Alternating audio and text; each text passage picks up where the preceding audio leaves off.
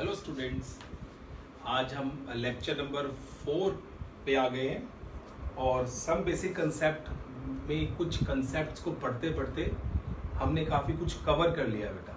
तो जो last lecture में हम डिस्कस कर रहे थे कि लॉज ऑफ केमिकल कॉम्बिनेशंस क्या होते हैं, किस तरीके से केमिकल्स आपस में कंबाइन करते हैं और कंबाइन करते हुए वो किन लॉज को फॉलो करते हैं, उनकी हम बात कर रहे थे। तो वहाँ पे हम लोगों ने 3 लॉज डिस्कस किए थे और वो लॉज थे बेटा।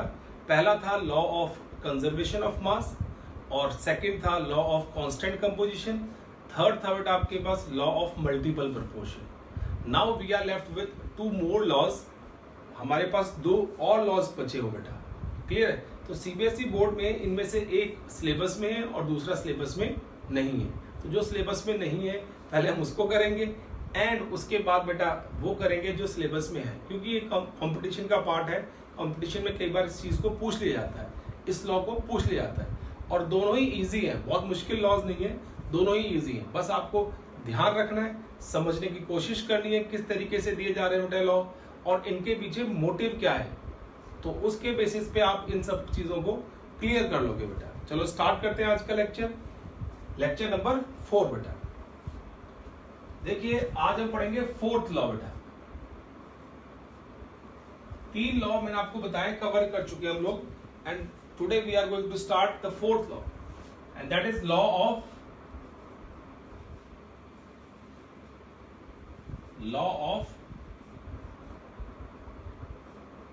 Reciprocal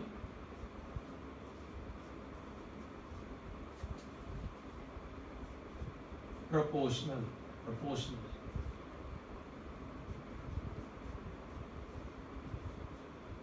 law of reciprocal proportion. Law of reciprocal proportion, it was given by, बेटा ये दिया था किस साइंटिस्ट ने, given by Richter, RICH is silent over here, that is given by, that was given by Richter, RICHTER. तो H is silent over here and you have to read it as Richter. Okay. अब statement क्या कहती है, देखो बेटा इसकी statement. अब इसकी स्टेटमेंट ध्यान से सुनना। लॉ ऑफ रेसिप्रोकल प्रोपोर्शन होता क्या है बेटा, क्लियर है। ये देखिए, when 2 different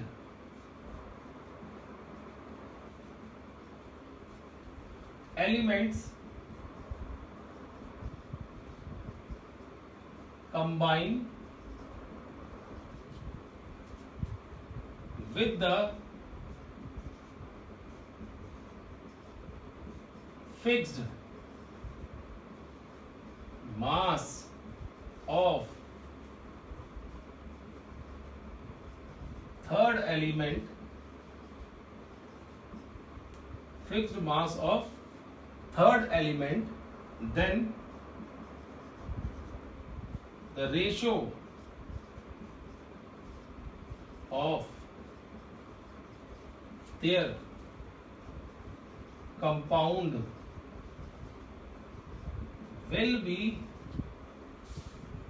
same or some integral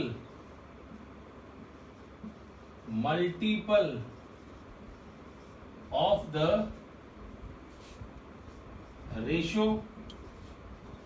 when they combine with each other. ये देखो बेटा डेफिनेशन है, स्टेटमेंट है। तो देखो बहुत सिंपल वे में स्टेटमेंट कही गई है और बहुत इजी है। आपको लेंथी लग रही होगी लेकिन बहुत इजी स्टेटमेंट है, आप समझने की कोशिश करो थोड़ा सा।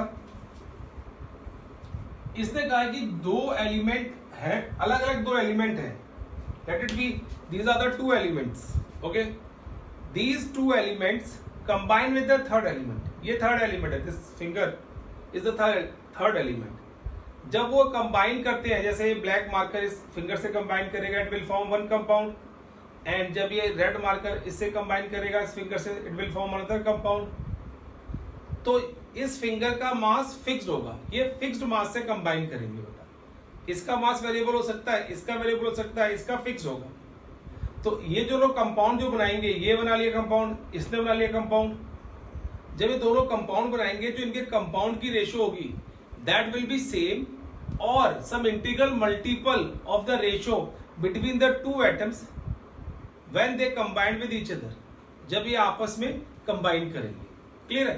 तो एक एग्जांपल मैं यहां पे देता हूं बोर्ड के ऊपर बेटा, देखो इसमें सपोज कीजिए हमने एग्जांपल ले लिया बेटा, हाइड्रोजन,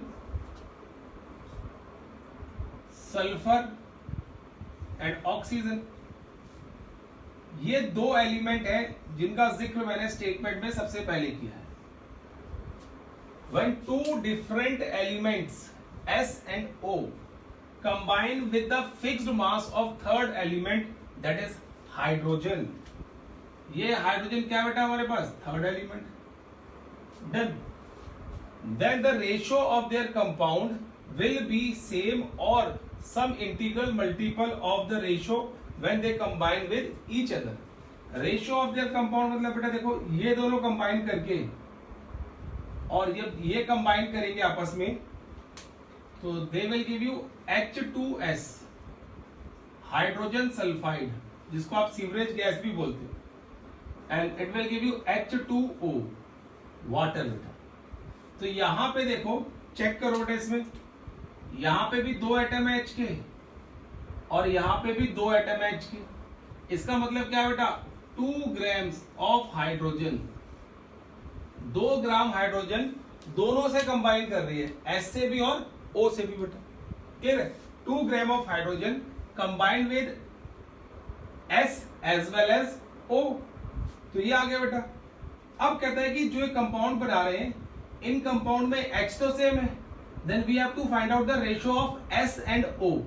हमें एस और ओ की रेशियो निकालनी है बेटा। तो let's find out the ratio. Let's find out the ratio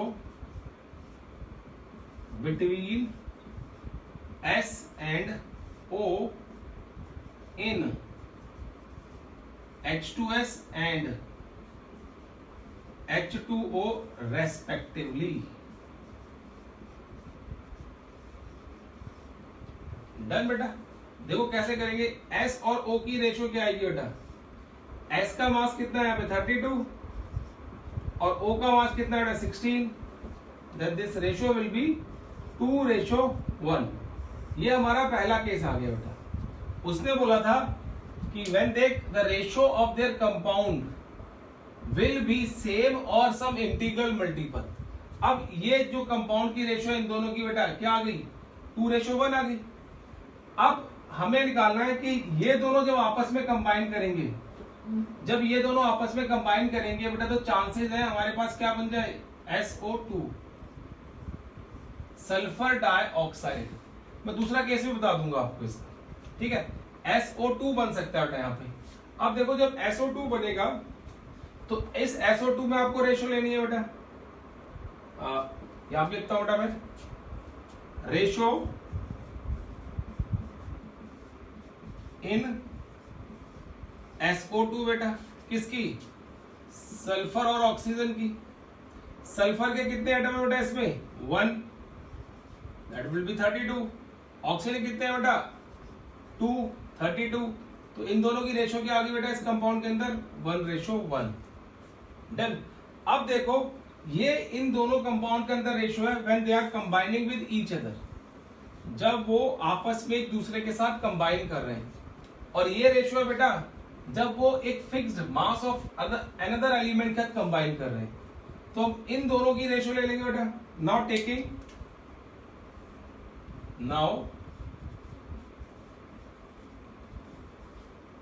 taking ratio, तो क्या आएगी देखो बेटा, यहां पे आ रही है 2/1 रेशियो 1/1, विच इज सेम 2:1। 1 आ गया बेटा। इन दोनों के बीच की रेशो और इनकी रेशो ली बेटा, तो क्या आया, बहुत सिंपल रेशो आई मेरे पास, दैट इज 2:1। हमने यहाँ पे शो कर दिया। अब कई बार बच्चे कहते हैं कि सर यहाँ पे SO2 की जगह SO3 बनने के चांसेस भी हो सकते हैं। तो याद रखना बेटा, SO3 इतनी इजिली नहीं बनता है, उसके लिए हमें कैटलिस्ट का यूज करना पड़ता है, तब जाके SO2 से SO3 बनता है। लेकिन अगर फिर भी SO3 बनता है तो उसके अकॉर्डिंगली भी हम क्या कर सकते हैं, इनकी रेशो निकाल सकते हैं बेटा। तो वो भी आपको चेक करा देता हूं। देखो, अगर SO2 की जगह यहाँ पे SO3 बन रहा है बेटा, late it B is the second compound and इसको लिख दो फर्स्ट, तो वहां पे क्या बन रहा है बेटा, SO3। तो रेशो ले लो बेटा उसकी। अब देखो उसकी रेशो तो फिक्स है, इन SO3 बेटा। तो क्या रेशो आएगी, S रेशो O 32 रेशो 63 48। अब इसको बेटा क्या करो, सिंप्लीफाई करो, 4 से काटो बेटा आपका, तो 4 × 32 एंड 4 × 1 = 4, 4 × 2 = 8। फिर आप कैंसिल कर सकते हो 4 से बेटा, तो क्या आ जाएगा, 4 × 2 = 8 एंड 4 × 3 = 12। तो ये रेशो कितनी आ गई बेटा, 2:3। Now we can take again, ये रेशो थी बेटा इन केस ऑफ SO2।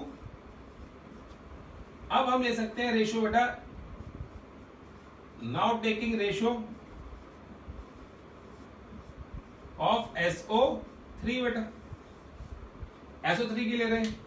तो हमारे पास पहले रेशो क्या आई है बेटा, 2:2/1 रेशो 2/3। डन बेटा। अब देखो ये कैंसिल हो जाएंगे 2 से 2, तो we are left with, cancel हुआ बेटा, तो क्या हो गया, ये आ गया 3:1। ये देखो बेटा, सिंपल केस है, सिंपल रेशो आ रही है या फिर इंटीग्रल मल्टीपल में रेशो आ रही है बेटा। डन। तो इस तरीके से हम शो कर सकते हैं कि ये दोनों जो कंपाउंड बना रहे हैं बेटा, ये लॉ ऑफ रेसिप्रोकल प्रोपोर्शन को फॉलो करते हैं। इस तरीके से आप बता सकते हो बेटा, कोई भी एग्जांपल देके जहां पे फिक्स्ड मास से कंबाइन करवाना हो, वो आपकी मर्जी है, आप कौन सा एग्जांपल देना चाहते हो बेटा। देखो ज्यादातर ये एग्जांपल बुक्स के अंदर दिया होता है, वो हमने यहाँ पे शो कर दिया बेटा, क्लियर है।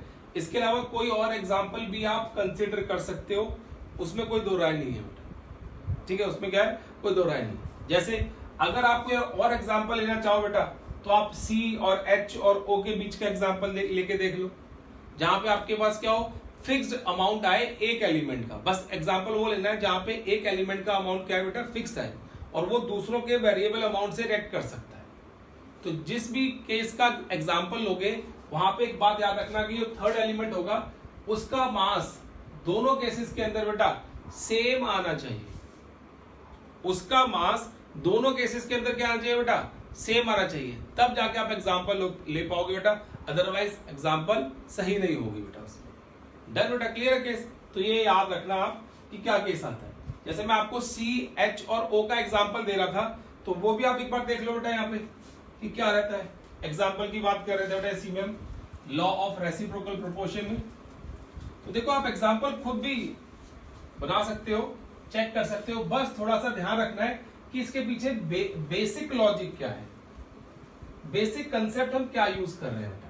देखो अगर आपको कोई बोलता है when two elements H and O combine with the fixed mass of the third element, that is C बेटा, क्लियर है। अब यहां पे C जब H से कंबाइन करेगा तो it will give you CH4, and जब ये CO से कंबाइन करेगा it will give you CO2। Now here the mass of C is constant, that is 12 ग्राम। ये फिक्स्ड है कि नहीं है बेटा, बस इस चीज का आपको ध्यान रखना है। एंड ये दोनों कंबाइन करेंगे आपस में तो क्या आएगा बेटा, वाटर, क्लियर है। ये दोनों जब आपस में कंबाइन करेंगे तो क्या आएगा बेटा हमारे पास, वी विल गेट वाटर। तो अब देखो बेटा इस केस में अगर रेशो लेनी हो आपको, पहले कंपाउंड्स के रेशो लोगे, तो C का तो कोई केस है ही नहीं बेटा यहाँ पे, will take the ratio of H and O, और H और O की रेशो लोगे बेटा ऊपर से, तो क्या आएगी यहाँ पे 4 ग्राम और हेयर 16 टू ज़ा 32, ये आ गया 1:8, 4 8 32 बेटा। तो पहली रेशो जो कंबाइन करके आ रही है सी से, ये डिफरेंट एलिमेंट कंबाइन कर रहे हैं सी से, वो 1:8 आ रही है बेटा। नाउ अब हमें क्या करना है, जब ये आपस में कंबाइन करते हैं तो आपस में किस रेशियो में, किस कंपाउंड के अंदर कंबाइन कर रहे हैं बेटा, वाटर बना रहे हैं। तो वाटर के अंदर रेशियो क्या आएगी बेटा, H और O। यहाँ पे क्या आ गया 2:16। अब देखो क्या आ गया 1:8। अब देखो बेटा दोनों केस में रेशियो क्या आई है, सेम आई है कि नहीं आई। तभी अगर आप स्टेटमेंट को देखो ध्यान से तो वहां पे मैंने लिखा था कि सेम आएगी या integral multiple of that ratio, मतलब किसी पर्टिकुलर नंबर से मल्टीप्लाई कर देंगे हम उसको, वो आ जाएगी। तो यहाँ पे देखो सेम रेशियो आई बेटा 1:8 1:8। तो आप इस रेशियो को लोगे तो क्या आएगा 1/8 ratio 1/8 which is equal to 1:1। तो ये देखो बेटा केस आ गया। तो इस तरीके से आप कोई भी एग्जाम्पल कंसीडर कर सकते हो, उसमें कोई दो राय नहीं है बेटा। You can take any example, ठीक है। बस जो बात याद रखनी है, जिसपे मैं बार बार एम्फसिस कर रहा हूं बेटा, and that is what you have to take the mass of one element constant. जो भी कंपाउंड बनाए वो दूसरे एलिमेंट के साथ, उसका मास कांस्टेंट होना चाहिए। उस चीज का आपको ध्यान रखना है बेटा। इसके अलावा आप कोई भी एग्जांपल ले सकते हो, बस जब आपको एग्जांपल लेने आ जाएगा तो आप इसके ऊपर न्यूमेरिकल्स और इसको बहुत अच्छी तरीके से डिफाइन कर सकते हो बेटा। चलो now let's study the next law, fifth and the last law of chemical combination बेटा, that is Gay-Lussac's law of combining volume. That is Gay-Lussac's law of combining volume बेटा। देखो फिफ्थ लॉ है बेटा हमारे पास, Gay-Lussac's law of combining volume.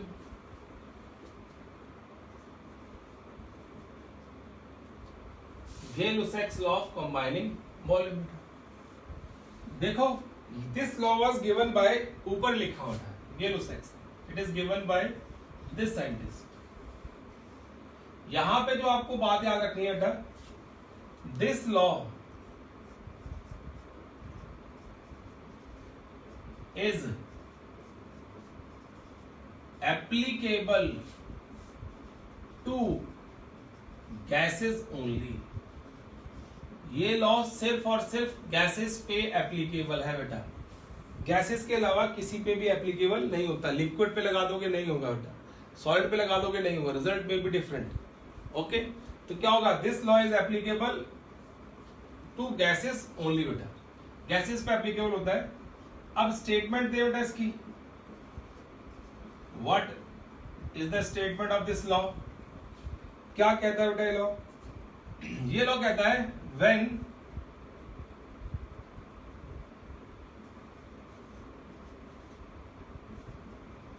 two gases combine or react together,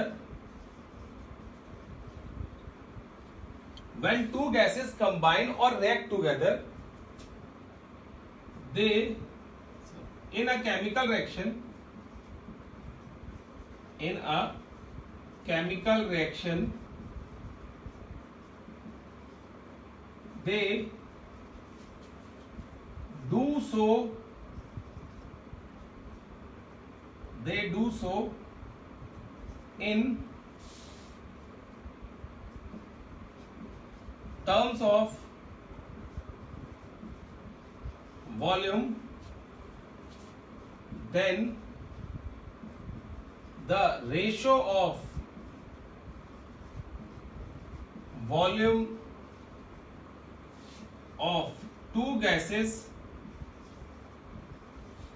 and the ratio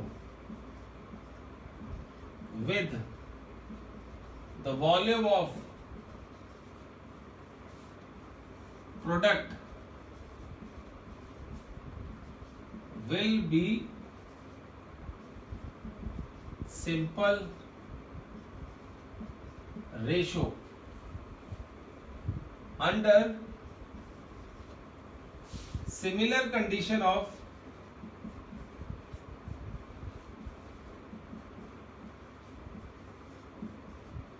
temperature and pressure।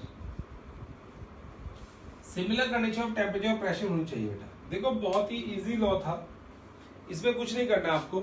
You have to write balanced chemical reaction. आपको एक balanced chemical reaction लिखनी है जिसमें सिर्फ गैसियस स्पीसीज फॉर्म होती है और गैसियस स्पीसीज से ही फॉर्म होती है, क्योंकि ये law strictly applicable to gases only है बेटा। तो आपको ऐसी एक इक्वेशन लिखनी है जिसमें सिर्फ गैसेज आपस में रिएक्ट करके कोई कंपाउंड दे रही हैं और वो ऐसा वॉल्यूम की फॉर्म में करती हैं, मतलब ना मास की फॉर्म में करेंगी ना किसी और की फॉर्म में करेंगी, वॉल्यूम की फॉर्म में करेंगी। तो जिस तरीके से वॉल्यूम जो रेशो होगी इनके वॉल्यूम की, that will be the simple ratio. चाहे उनकी आपस में रेशो हो चाहे उनकी प्रोडक्ट के साथ रेशो हो बेटा, वो क्या आएगी? सिंपल आएगी। अब देखो बेटा इस केस में एग्जांपल कंसीडर करें हम लोग, अगर एग्जांपल दें यहाँ पे तो एग्जांपल के केस में क्या कहते हैं? देखो बेटा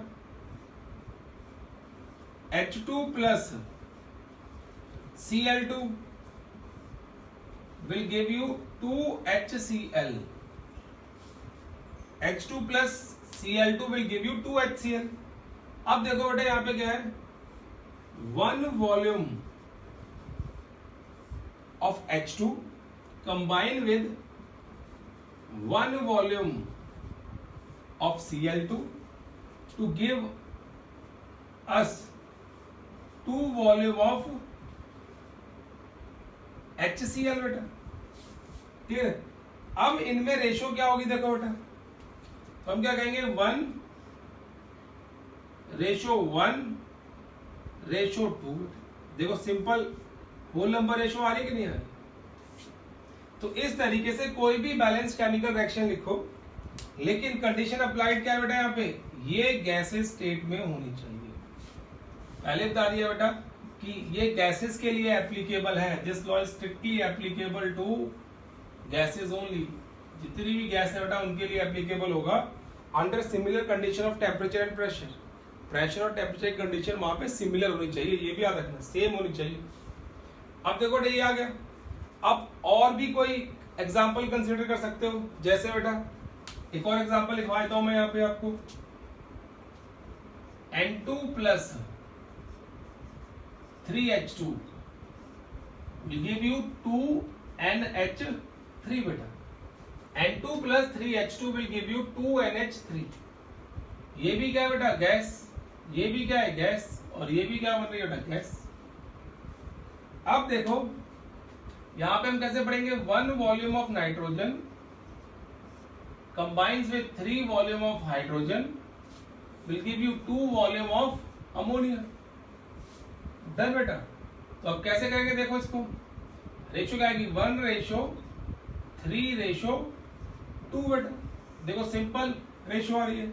तो इसने कहा था जब भी गैसेस आपस में कंबाइन करेंगे बेटा तो वो आपस में भी एक सिंपल रेशो करेंगे। देखो 1:1। और when they form a product, जब प्रोडक्ट बनाएंगी तो उसके साथ भी उनकी रेशो सिंपल ही होगी बेटा। यहाँ पे जो क्या हो 1:1:2, तो वो आपको याद रखना है इस तरीके से। बस इसमें एक चीज याद रखना, मैं आपको नोट में भी लिख देता हूं बेटा। क्या याद रखना है? Reaction must be balanced. Reaction जो है बेटा it must be balanced. Balanced होनी चाहिए। अगर बैलेंस्ड रिएक्शन नहीं है तो आप इनके वॉल्यूम की रेशियो को गलत भी ले सकते हो। ठीक है, हो सकता है वो गलत ले लो आप और आपका आंसर गलत हो जाए। इसलिए सबसे पहले चेक किया करो कि रिएक्शन बैलेंस्ड है कि नहीं है। अगर रिएक्शन बैलेंस्ड नहीं है बेटा तो उसको पहले बैलेंस करो and then give the volume ratio of all species present in the chemical reaction. Done बेटा। तो ये केस आ गया बेटा लॉज ऑफ कंबाइनिंग वॉल्यूम। अब देखो ये थे chemical laws of chemical combination. तो हमने 5 लॉज ऑफ केमिकल कॉम्बिनेशन पढ़े बेटा, जिसमें हमने अलग अलग चीजें सीखी। किसी में मास कंजर्व हो जाता है, किसी में बताया कि एक एलिमेंट किस तरीके से दूसरे एलिमेंट से फिक्स्ड मास से कंबाइन करता है, किसी में हमने ये बताया कि कहीं से भी किसी भी सोर्स से आप कोई भी चीज ले लो, the ratio of their masses will be fixed बेटा, लॉ ऑफ कांस्टेंट कंपोजिशन पढ़ा था। फिर हमने रेसिप्रोकल प्रोपोर्शन पढ़ा बेटा, उसमें हमने ये सीखा कि अगर कोई दो एलिमेंट किसी थर्ड एलिमेंट के फिक्स्ड मास से कंबाइन करते हैं तो वहां पे भी रेशियो क्या आती है बेटा, ऑलमोस्ट सेम आती है या सब इंटीग्रल मल्टीपल आती है। In the same manner Gay-Lussac's law of combining volume बेटा, इसमें भी हमने यही चेक किया कि क्या कि जब गैसेस आपस में कंबाइन करती हैं, दो गैसेस आपस में कंबाइन करती हैं तो वो ऐसा कंबाइन वॉल्यूम की टर्म्स में करती हैं बेटा। तो जब उनके बीच के हम रेशियो देखते हैं, the ratio between them and the ratio with the product formed by them will be a simple ratio बेटा। तो उन्होंने ये बात कही बेटा, और इसके साथ ही हमारे 5 के 5 लॉ खत्म हो गए। अब ये जो लॉस थे बेटा सारे के सारे, ये सारे के सारे एक्सपेरिमेंटल फैक्ट्स थे। और आप एक बात याद रखना बेटा, कभी भी कहीं पे भी रिसर्च चलती है तो उस रिसर्च में सबसे ज्यादा एक्सपेरिमेंटल चीजों पे वैल्यू तजव्वुद दिया जाता है, मतलब हम एम्फेसिस देते हैं उन चीजों के ऊपर। लेकिन होता क्या है कि आप एक्सपेरिमेंटल के साथ साथ हमें कुछ थ्योरेटिकल सपोर्ट भी करना होता है, इसे हमें कुछ थ्योरी भी देनी होती है। भाई देखो थ्योरेटिकली इस तरीके से ये वाली एक्सपेरिमेंटल चीज वैलिड है बेटा, क्लियर है। तो वही थ्योरेटिकल सपोर्ट करने के लिए इन लॉज ऑफ केमिकल कॉम्बिनेशन जितने भी थे, इन सबको थ्योरेटिकली सपोर्ट करने के लिए बेटा एक साइंटिस्ट था जो बहुत फेमस साइंटिस्ट था, जिसमें जिन्होंने एक लॉ भी दिया बेटा, जिनका नाम है जॉन डाल्टन। उन्होंने फिर एटॉमिक थ्योरी दे दी बेटा, just to support the laws of chemical combination theoretically he has given a theory and that theory is known as atomic theory। Done बेटा, डाल्टन्स एटॉमिक थ्योरी भी कह सकते हैं आप। चलो फिर हम डाल्टन्स एटॉमिक थ्योरी पढ़ते हैं बेटा। ये थ्योरी भी आपने लोअर क्लासेस में पढ़ी हुई है बेटा, 9-10 से शुरू आती है थ्योरी, ठीक है। तो हम भी वही थ्योरी पढ़ेंगे, कुछ पॉइंट्स पढ़ेंगे इसमें और चेक करते हैं क्या थ्योरी में कहा गया था बेटा। तो इस थ्योरी का नाम है डाल्टन्स एटॉमिक थ्योरी बेटा। क्या कहते हैं इसको? Dalton's atomic theory. देखो ना, थ्योरी तो हमें देनी पड़ती है। किसी भी एक्सपेरिमेंटल रिजल्ट को सपोर्ट करना है तो we have to definitely give the theory, कि थ्योरी क्या है इसके पीछे, कंसेप्ट क्या है, ठीक है ना। अब देखो फर्स्ट पॉइंट क्या था इसमें, डाल्टन एटॉमिक थ्योरी का फर्स्ट पॉइंट क्या था। इसने कहा था एटम इज इनडिविजिबल। एटम जो है बेटा क्या है, वो इनडिविजिबल है, उसको आप फर्दर डिवाइड नहीं कर सकते, एटम को आप तोड़ नहीं सकते। उस टाइम पे बेटा 17 सेंचुरी या 18 सेंचुरी के आसपास की बातें हैं बेटा सारी। तो उस टाइम पे क्या था, एटम जो था वो सबसे स्मॉलेस्ट पार्टिकल था बेटा, वो भी दिखा रहा हूं पॉइंट आपको मैं, कि उसको हम तोड़ नहीं सकते बेटा। तो जब एटम नहीं टूटा बेटा तो उन्होंने क्या कह दिया सेकेंड पॉइंट में, कि एटम इज द स्मॉलेस्ट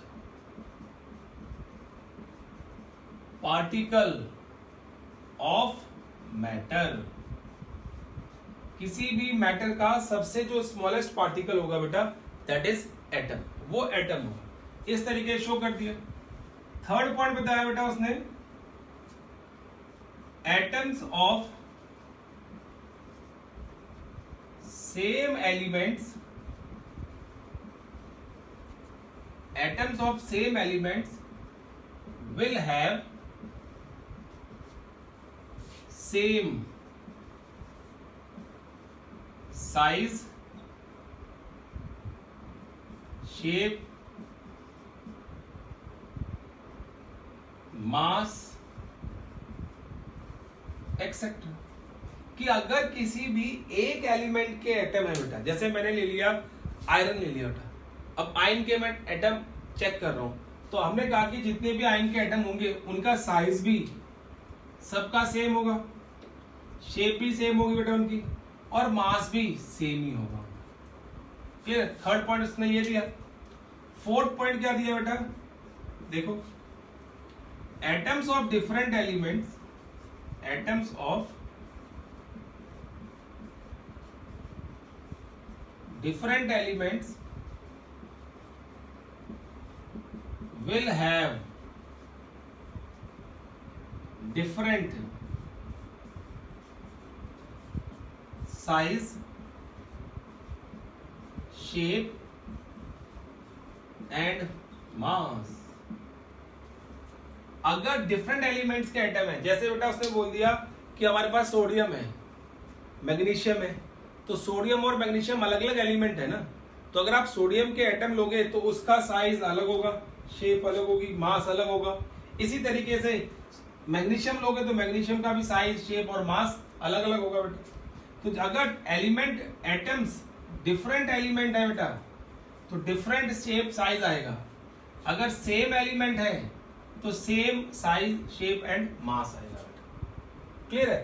तो ये भी आपको याद रखना है कि पॉइंट क्या है, किस तरीके से उसने दिया था। नेक्स्ट पॉइंट है बेटा fifth, atoms is the smallest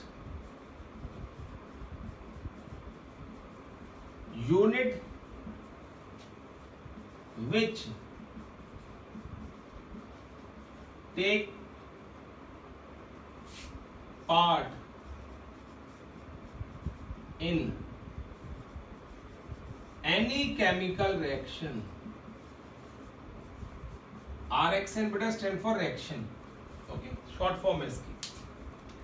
अगर एटम जो है बेटा वो स्मॉलेस्ट यूनिट है किसी भी केमिकल रिएक्शन में जो पार्टिसिपेट करती है, मतलब इससे छोटे कोई और यूनिट है ही नहीं, कोई और पार्टिकल इससे छोटा है ही नहीं। डाल्टन ने कहा था कि एटम क्या करता है, सबसे छोटी इकाई है जो कि किसी भी केमिकल रिएक्शन के अंदर पार्टिसिपेट करेगी।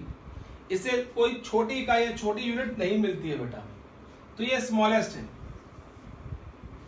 अब देखो सिक्स्थ पॉइंट बेटा इसका, इसी की थ्योरी का sixth point, atoms of different element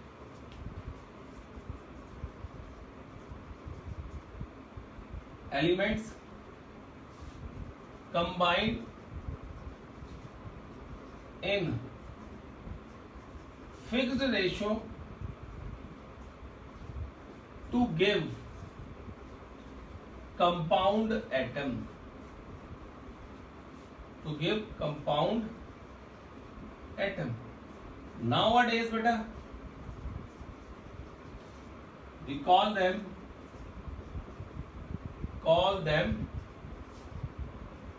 molecule। आजकल हम इसको मॉलिक्यूल कहते हैं। Nowadays we call them molecule।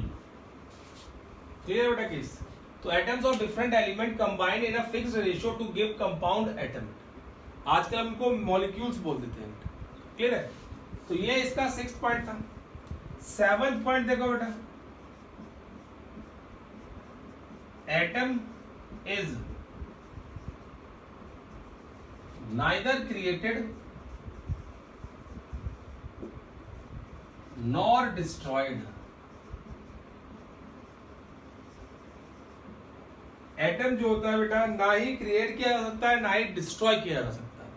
ये जॉन डाल्टन का मानना था। ठीक है, जॉन डाल्टन जो था उसकी अपनी थ्योरी थी कि एटम को ना ही हम क्रिएट कर सकते हैं ना डिस्ट्रॉय कर सकते हैं, because it is the smallest particle of matter. इससे छोटा पार्टिकल है ही नहीं, इसलिए ना तो हम इसको बना सकते हैं ना ही इसे तोड़ कर सकते हैं।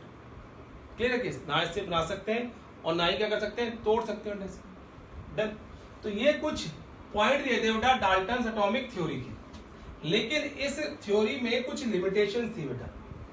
ठीक है, इस थ्योरी में कुछ लिमिटेशंस थी। अब वो लिमिटेशंस क्या थी बेटा, और उन लिमिटेशंस को कैसे ओवरकम किया? तो ओवरकम किसने किया बेटा? मॉडर्न डाल्टन एटॉमिक थ्योरी ने। अब लिमिटेशन कैसे आई बेटा?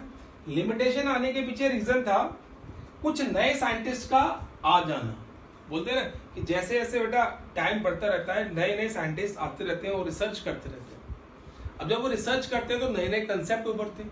अब जब नए नए कंसेप्ट आते हैं तो पुराने कंसेप्ट में से कुछ कंसेप्ट हो सकता है गलत हो जाए बेटा। तो वही केस यहाँ पे था बेटा कि नए साइंटिस्ट आ रहे थे। नए साइंटिस्ट कौन आए बेटा यहाँ पे, जैसे हम बात करें नील बोर, बहुत फेमस साइंटिस्ट है बेटा नील बोर, फिर Avogadro,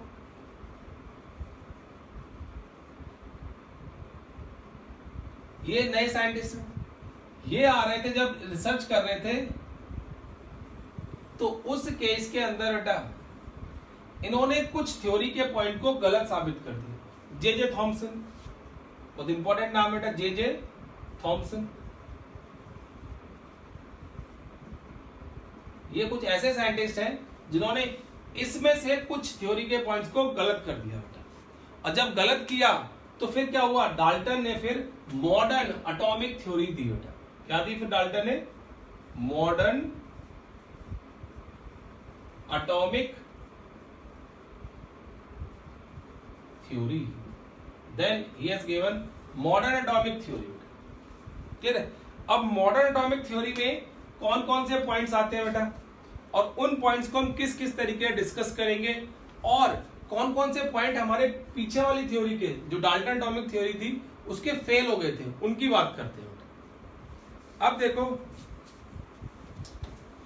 modern atomic theory of John Dalton.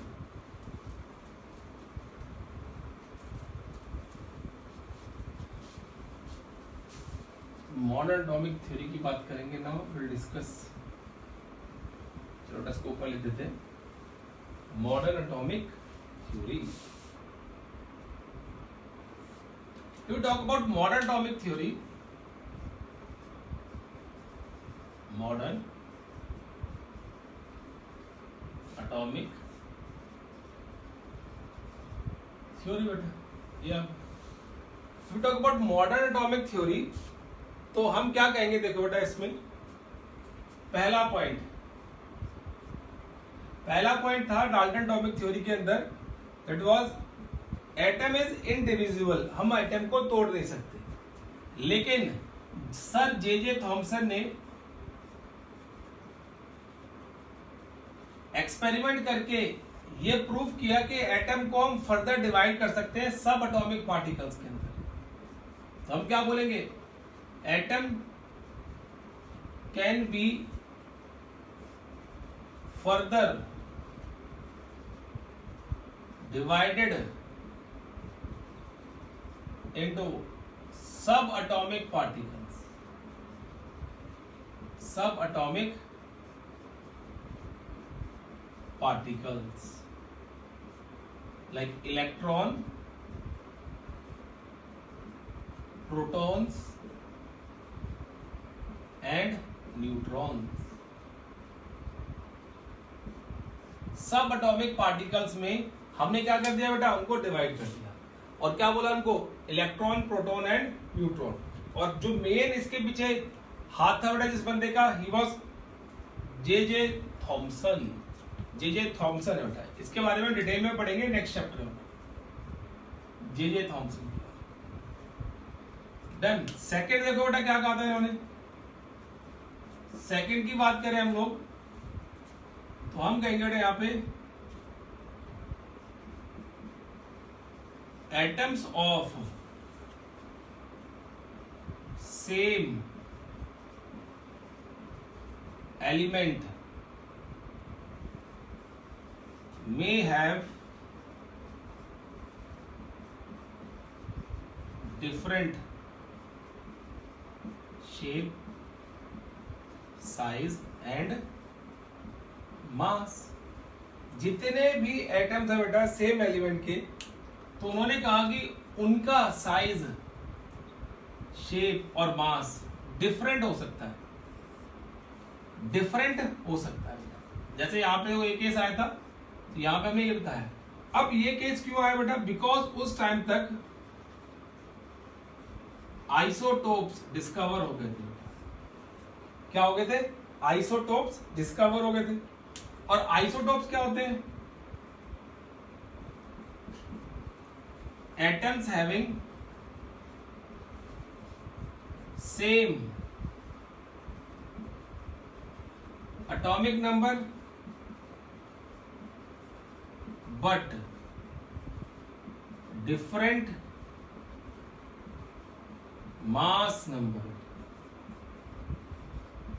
Same atomic number होता है और डिफरेंट क्या होता है बेटा? Mass number. ठीक है, अब जैसे एग्जांपल देख कि कैसे गलत हुआ। यहाँ पे जॉन डाल्टन उसने कहा था कि सेम एलिमेंट के जो एटम्स होंगे वो भी सेम होंगे, शेप भी सेम होगी, साइज भी सेम होगा उसका बेटा, मास भी सेम होगा।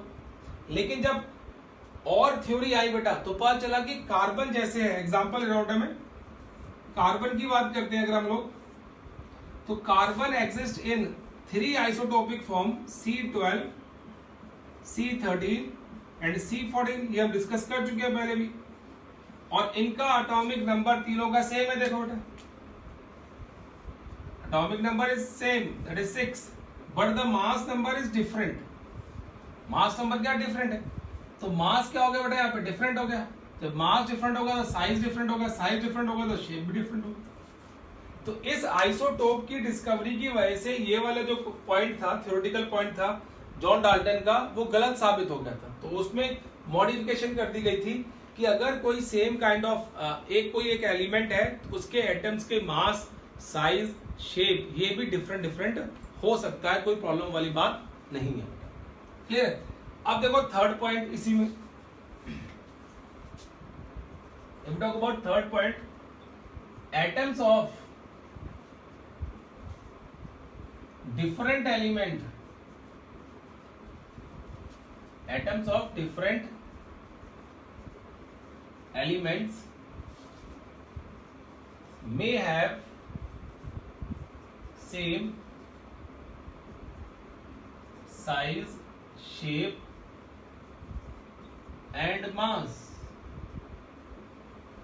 Same size, shape and mass. अगर आपका डिफरेंट डिफरेंट एलिमेंट है तो डिफरेंट एलिमेंट का साइज, शेप और मास क्या हो सकता है बेटा? सेम हो सकता है। ये कंसेप्ट कब आया बेटा? जब हमारे पास कंसेप्ट ऑफ आइसोबार्स डिस्कवर हो गया। कंसेप्ट ऑफ आइसोबार डिस्कवर हो गया। अब देखो आइसोबार्स क्या होते हैं? Are those elements having same mass number but different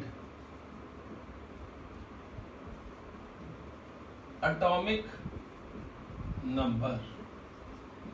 same mass number होता है और डिफरेंट क्या होगा बेटा? उसका एटॉमिक नंबर होगा।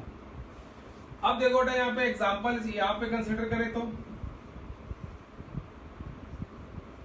Argon atomic number 18, atomic mass is 40। Calcium atomic number 20 and atomic mass is 40। तो here we have two different kind of elements. एक आर्गन है, दूसरा कैल्शियम है बेटा, और दोनों के केस में क्या है? 40 इनका मास है, लेकिन इनका एटॉमिक नंबर क्या है बेटा? अलग अलग। एटॉमिक नंबर अलग है तो क्या होगा बेटा? उस केस के अंदर और चीजें भी अलग हो जाती है बेटा। Clear case? तो ये जो पॉइंट था उसको भी एक्सप्लेन किया उन्होंने कि भाई बताया कि जो डाल्टन एटॉमिक थ्योरी थी, जो प्रीवियस थ्योरी थी, उसमें कुछ गलतियां थी और उस गलती को मॉडर्न एटॉमिक थ्योरी में करेक्ट किया गया बेटा। क्योंकि आपको फिर बता रहा हूं, देखो कि बार बार बोल रहा हूं कि कुछ साइंटिस्ट आए जिन्होंने क्या किया, कुछ नए कंसेप्ट इंट्रोड्यूस किए, और जब नए कंसेप्ट इंट्रोड्यूस किए तो पुराने वाले जो कंसेप्ट थे कुछ गलत हो गए डाल्टन एटॉमिक थ्योरी के अंदर। फिर उन कंसेप्ट में मेरा बेटा क्या किया गया? करेक्शन की गई। ठीक है, और करेक्शन करके ये पॉइंट लिखे गए बेटा। अब देखो फोर्थ पॉइंट है इसका थ्योरी का, that is atoms combined together in a fixed ratio atoms combine together in a fixed ratio to give molecule. अब बेटा वहां पे आपको लिखा था मैंने कंपाउंड एटम देते हैं, लेकिन यहाँ पे टर्म ही क्या कर दी, चेंज कर दी. उसने कहा एटम्स जब भी कंबाइन करेंगे, whether they are of same element और they are of different element, whenever they combine in a fixed ratio बेटा, तो उन सब्सटेंस को जो बनेगा उसको क्या बोलेंगे, molecule. Will call them molecule बेटा, उनको हम मॉलिक्यूल कह देते हैं बेटा. क्लियर है. Fifth point, an atom can be converted into other atom by nuclear reaction. Nuclear reaction का यूज करके हम किसी भी एटम को दूसरे एटम में कन्वर्ट कर सकते हैं. ठीक है, न्यूक्लियर रिएक्शन का यूज करके हम किसी भी एक एटम को दूसरे एटम में कन्वर्ट कर सकते हैं. देखो रेडियो एक्टिव एलिमेंट्स होते हैं बेटा कुछ, वो रेडियो एक्टिव एलिमेंट तो स्पॉन्टेनियस लाइट होती है उनकी, तो वो तो अपने आप डिसइंटीग्रेट कर जाते हैं, टूट जाते हैं. लेकिन हम ट्रांसम्यूटेशन भी कर सकते हैं, आर्टिफिशियल डिसइंटीग्रेशन भी कर सकते हैं, जिसके हेल्प से हम क्या कर सकते हैं, एक एटम को दूसरे एटम में कन्वर्ट कर सकते हैं. ठीक है बेटा, तो ये फिफ्थ पॉइंट था. अब सिक्स पॉइंट क्या बेटा, loss in mass of atom. Loss in mass of atom can be converted to energy. अगर किसी भी रिएक्शन के अंदर एटम का मास कम हो रहा है बेटा, तो that loss in mass of that atom can be converted into energy. हम उसको एनर्जी में can be convert to energy बेटा, उसको एनर्जी में कन्वर्ट कर सकते हैं. क्लियर है. तो ये कन्वर्ट कैसे करेंगे बेटा, with the help of Albert Einstein equation, that is E is equal to mc square. इस जो मास लॉस है ये बेटा, और एनर्जी में कन्वर्ट होगा just by multiplying with the square of the speed of light बेटा. तो उस तरीके से क्या कर सकते हैं, हम कन्वर्ट कर सकते हैं और बता सकते हैं बेटा कि क्या होगा इस केस के अंदर.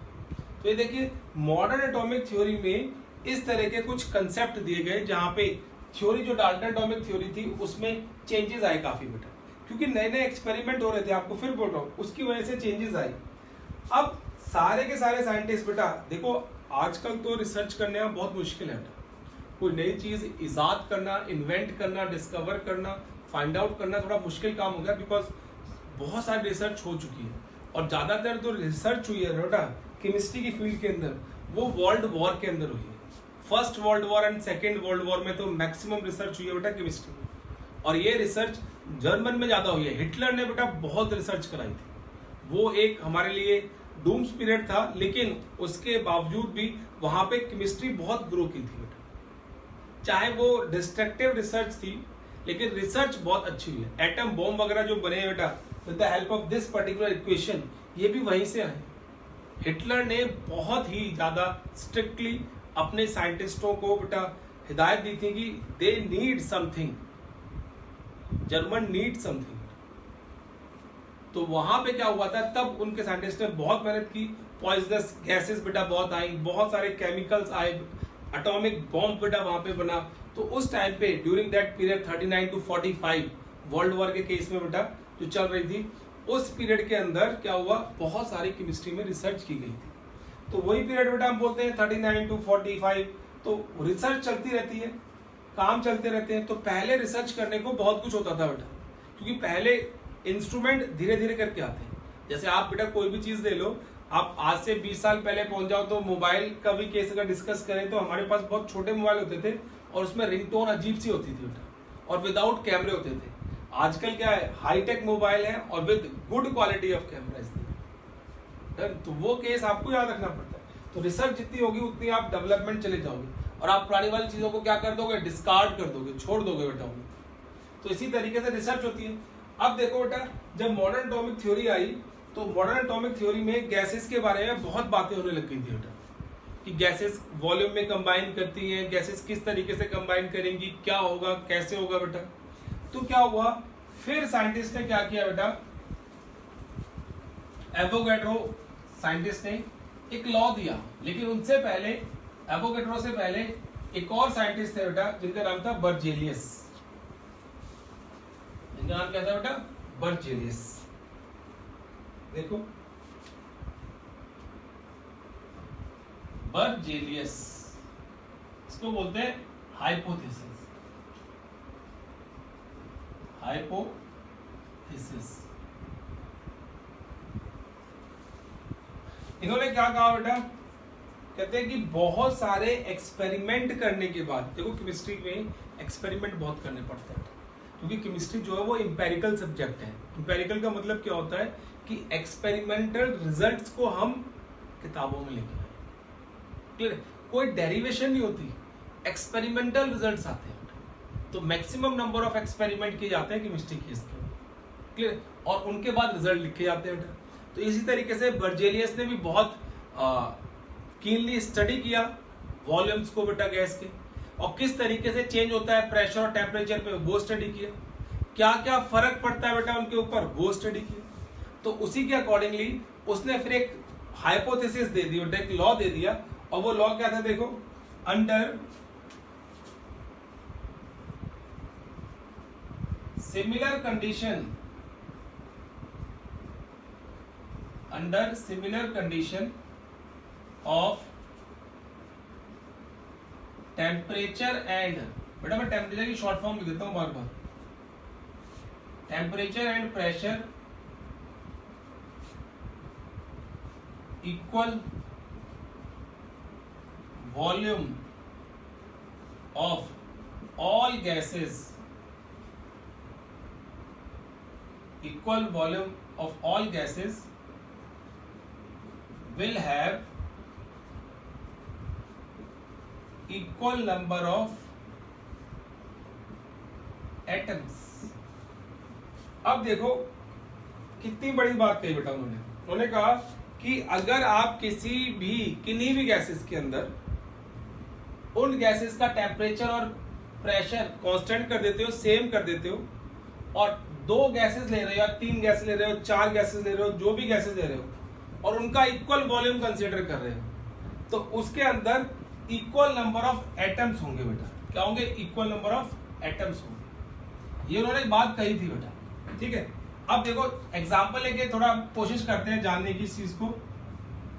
एग्जाम्पल के केस में बेटा तो हम क्या कहेंगे, देखो सपोज करो मैंने ये कंटेनर ले लिया 2 लीटर का,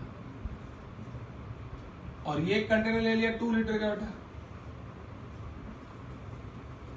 इस कंटेनर के अंदर आई हैव हाइड्रोजन गैस, और इस कंटेनर के अंदर बेटा सपोज करो आई हैव ऑक्सीजन गैस। एक में हाइड्रोजन है, दूसरे में क्या बेटा, ऑक्सीजन गैस। बाय डिफॉल्ट उन्होंने क्या दिया, टेम्परेचर T है और प्रेशर P है। यहाँ पे भी कहते हैं टेम्परेचर T है एंड प्रेशर P है, ठीक है बेटा। अब उन्होंने क्या कहा, देखो अब उन्होंने कहा कि टेम्परेचर T, प्रेशर P है, तो हाइड्रोजन के हमारे पास 100 एटम्स हैं। In 2 litre volume at T temperature and P pressure, hydrogen will have 100 atoms. तो क्या कह दिया बेटा, according to Berzelius hypothesis the oxygen will also have 100 atoms of oxygen. Under similar condition of temperature and pressure, equal volume of all gases will have equal number of atoms। ठीक है बेटा, ये simple सी बात उन्होंने कही इस तरीके से। लेकिन इस पे भी एक प्रॉब्लम आ गई बेटा। प्रॉब्लम क्या है, देखो उस टाइम पे डाल्टन एटॉमिक थ्योरी के अकॉर्डिंगली कहा जाता था बेटा कि जब भी कोई एटम कंबाइन करते हैं they will give you compound atoms. Then whenever any atoms combined they will give you compound atoms बेटा। किस तरीके से, देखो एग्जांपल ले रहा हूं बेटा, जैसे सपोज करो H2 plus Cl2, it will give you 2HCl बेटा। गैसेस की बात की, देखो हम लोग गैसेस की बात कर रहे हैं यहाँ पे। H2 भी क्या है, गैस है, Cl2 भी क्या गैस है बेटा, दिस इज आल्सो गैस। तो गैसेस जब भी कंबाइन करती है they do so in terms of volume. 1 volume of H2, 1 volume of Cl2 will give you 2 volumes of HCl बेटा। अब हम यहां पे मान लेते हैं कि एक वॉल्यूम के अंदर n नंबर ऑफ एटम्स होते हैं बेटा। क्या होते हैं, लेट इट बी, हमने यहां पे सपोज कर लेते हैं बेटा, let 1 volume of any gas will have n atoms, n atoms होते हैं। तो यहां पे इक्वेशन को अगर मॉडिफाई करें बेटा तो किस तरीके से होगी, देखो now we are going to modify the equation.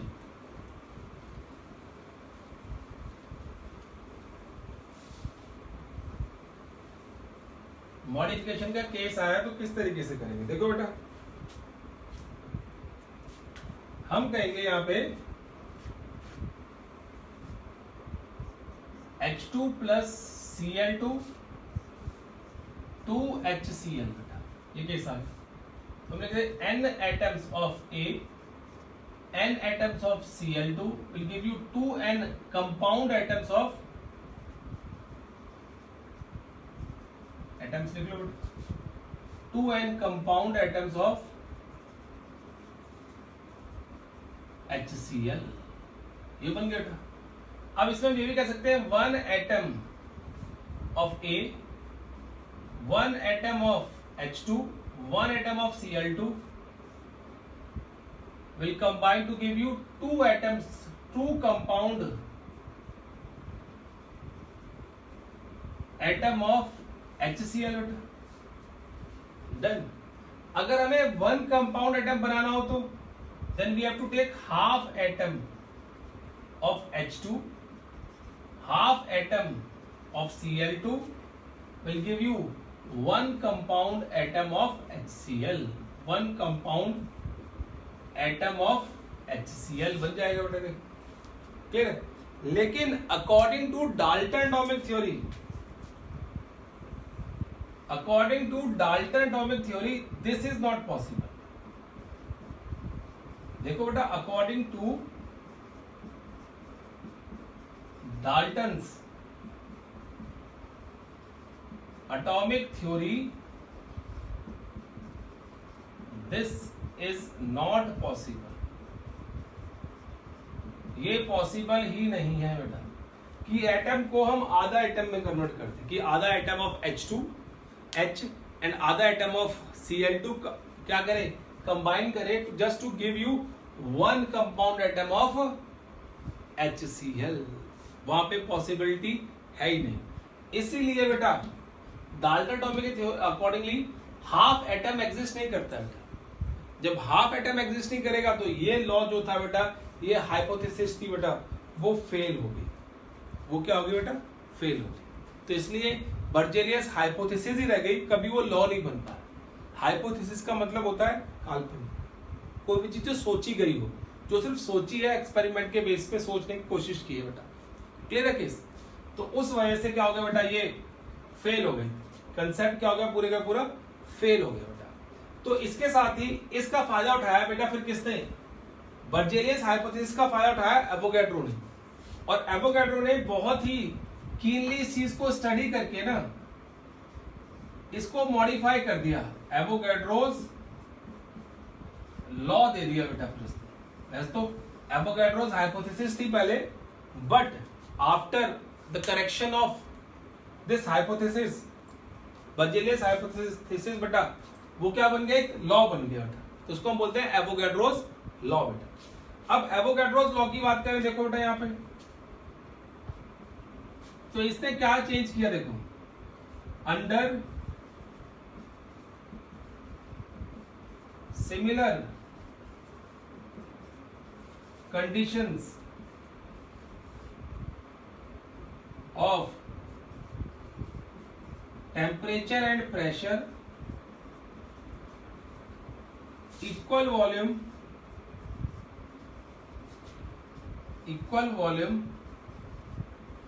of all gases will have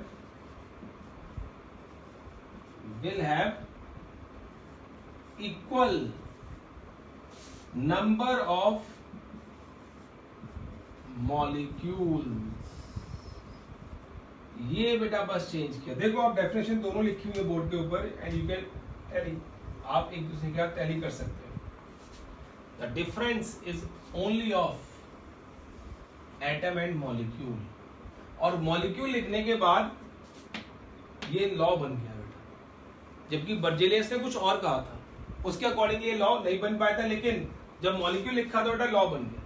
और ये मॉलिक्यूल लिखने के बाद करेक्शन भी थी बेटा. इस केस करेक्शन मतलब इस चीज को उसने करेक्ट कर दिया था. कैसे देखो बेटा, एग्जांपल लेता हूं ये वाला सेम, फिर आप चेक करना कि किस तरीके से करेक्ट हुई थी बेटा चीज. ये जो लॉ था किस तरीके से करेक्ट हो गया था. देखो अब हम एग्जांपल सेम ही ले रहा हूं ताकि आपको समझ आए. H2 plus Cl2 will give you 2HCl. अब हमने मान लिया बेटा इसको वन वॉल्यूम और वन वॉल्यूम में n मॉलिक्यूल्स है बेटा. n molecules of H2 combined with n molecules of Cl2 will give you 2 molecules of HCl. 2n molecules of HCl. तो अब यहां से लिख सकते हैं 1 molecule of H2 combined with 1 molecule of Cl2 will give you 2 molecules of HCl. Now this molecule can be written as half molecule of H2, half molecule of Cl2 will give you 1 molecule of HCl. Done बेटा. देखो case क्या था, कितना. अब ये जो half molecule है, इस हाफ मॉलिक्यूल को we can write atom. 1 atom of H2 and 1 atom of Cl2 और 1 atom एग्जिस्ट करता है. हाफ नहीं हुआ बेटा, 1 है. और ये डाल्टन ने कहा था कि एटम को हम कभी भी डिवाइड नहीं कर सकते, फर्दर डिवीजन नहीं हो सकती किसी भी एटम के केस के अंदर. तो वही हमने चीज आप बता दी बेटा, और उस तरीके से हमने इसको एक्सप्लेन कर दिया. तो इसलिए जो एवोगैड्रो था बेटा, इसका जो ये था केस, इसका जो लॉ था, हाइपोथेसिस थी बेटा इसकी, ये लॉ बन गया. फिर इस एवोगैड्रो हाइपोथेसिस की बेटा एप्लीकेशंस भी आई. ठीक है, we have so many applications of Avogadro hypothesis. अब देखो उसमें कौन कौन सी एप्लीकेशन बेटा है हमारे पास. एप्लीकेशंस ऑफ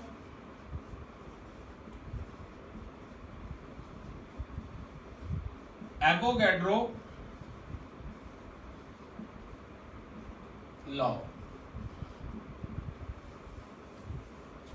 ठीक है ना. तो क्योंकि यहां से ना एक मैथमेटिकल एक्सप्रेशन में लिखा गया बेटा, क्या था, volume is directly proportional to number of molecules.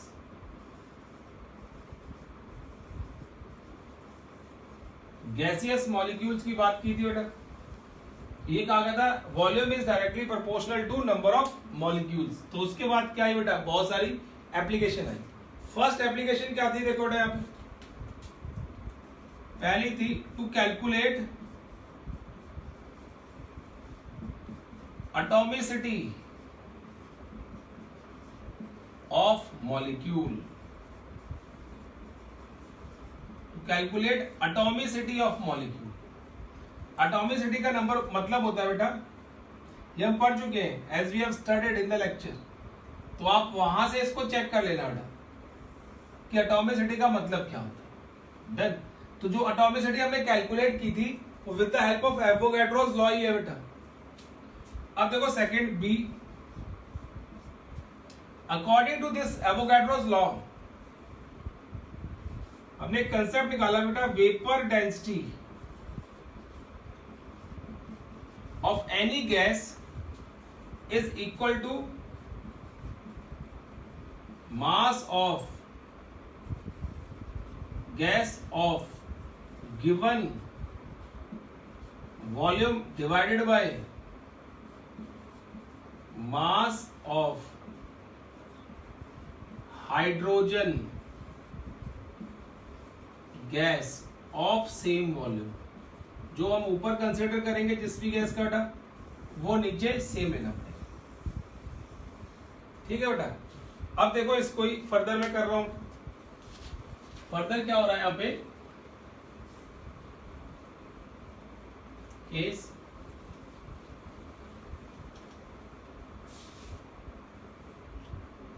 देखो वेपर डेंसिटी, इसको मैं VD से शो कर रहा हूं। वेपर डेंसिटी, ठीक है, is equal to mass of a gas of given volume.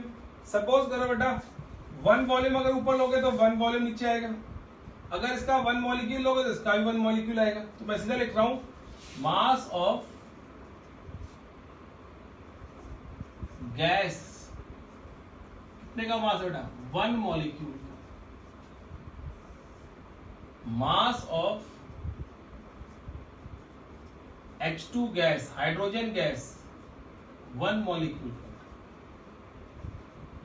तो 1 मॉलिक्यूल का मास आपको पता है बेटा हाइड्रोजन का, तो क्या हो गया, मास ऑफ गैस अपॉन इसका कितना मास है 2, तो क्या आ गया बेटा, mass of gas is equal to 2 into vapour density. ये केस में क्या बेटा, mass of gas is equal to 2 into vapour density का केस यहां पे आ गया बेटा। क्लियर है केस। अब देखो मास ऑफ गैस तो आपने यहां पे लिख लिया, वेपर डेंसिटी का बेटा केस हमारे पास यहां पे है ही। आप चाहो तो इसको फर्दर मॉडिफाई कर सकते हो इन टर्म्स ऑफ मास, तो वो आपकी मर्जी। तो आप ये 2 एप्लीकेशन बेटा याद रखो यहां पे इनकी, और ये वाला जो फॉर्मूला है बेटा ये बहुत काम आता है आगे इसी चैप्टर में बेटा। तो वैसे वहां पे लिखते हैं हम लोग, molar mass of gas is equal to 2 into